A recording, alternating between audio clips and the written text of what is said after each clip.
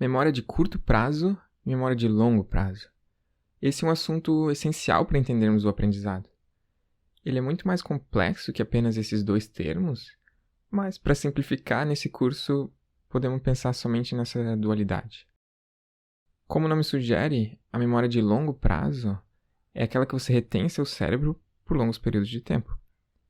Esse tipo de memória trabalha grandes áreas do cérebro. E é nela que queremos armazenar toda a informação importante, porque, obviamente, as informações importantes queremos lembrar por mais tempo. Já a memória de curto prazo trabalha uma região menor do cérebro, separada da memória de longo prazo, e ela tem uma capacidade pequena de reter diversas informações ao mesmo tempo. Existe um famoso estudo da neurociência sobre o paciente HM, que após um acidente foi realizada uma cirurgia que removeu parte do cérebro dele, e aí a neurociência começou a entender melhor essa memória de curto prazo, porque o paciente não conseguia lembrar das coisas imediatas, mas ele continuava a recordar dos fatos do passado, de quando ele era criança.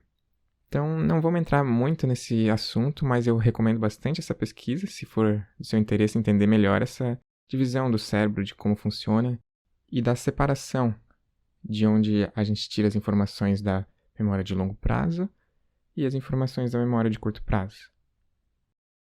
Vamos analisar agora a curva de esquecimento de Ebbinghaus, para entender como reter as informações na memória de longo prazo, que é o nosso objetivo.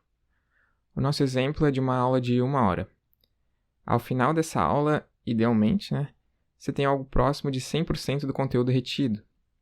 Mas ao final de um dia, se não for feito qualquer tipo de revisão, você terá uma perda de cerca de 50% até 80% desse conteúdo. E ao final de 30 dias, você vai lembrar de aproximadamente 3% daquela aula de 1 hora. O nosso cérebro funciona dessa maneira realmente para podermos esquecer coisas que não acrescentam em nossas vidas, coisas que a gente precisa esquecer. Porque se a gente lembrasse de tudo toda hora, seria uma quantidade de informações muito grande. Só que certas informações importantes acabam sendo perdidas nesse processo, dentro da memória de curto prazo. E como reverter essa situação?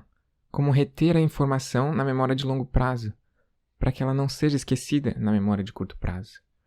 É de certa forma simples. O conteúdo deve ser revisado espaçadamente.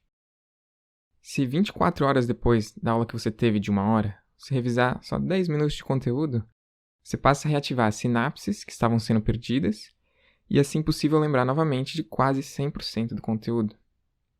E a boa notícia é que enquanto mais você fortalece essas conexões entre neurônios, menos tempo você precisa para revisar. Por exemplo, ao final do 7º dia depois daquela aula, bastam apenas 5 minutos para que voltemos aproximadamente 100% do conteúdo anteriormente armazenado. E após um mês, esse tempo seria por volta de apenas 2 minutos ou 4 minutos.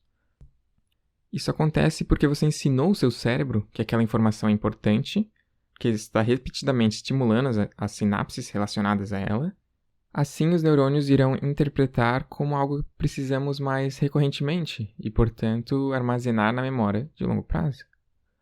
Já as conexões que não recebem estímulos permanecem inativas e, eventualmente, se dissolvem. A transformação consciente da memória de curto prazo para de longo prazo é uma das principais estratégias de aprendizado. Vamos falar novamente sobre ela na sessão prática. Até lá!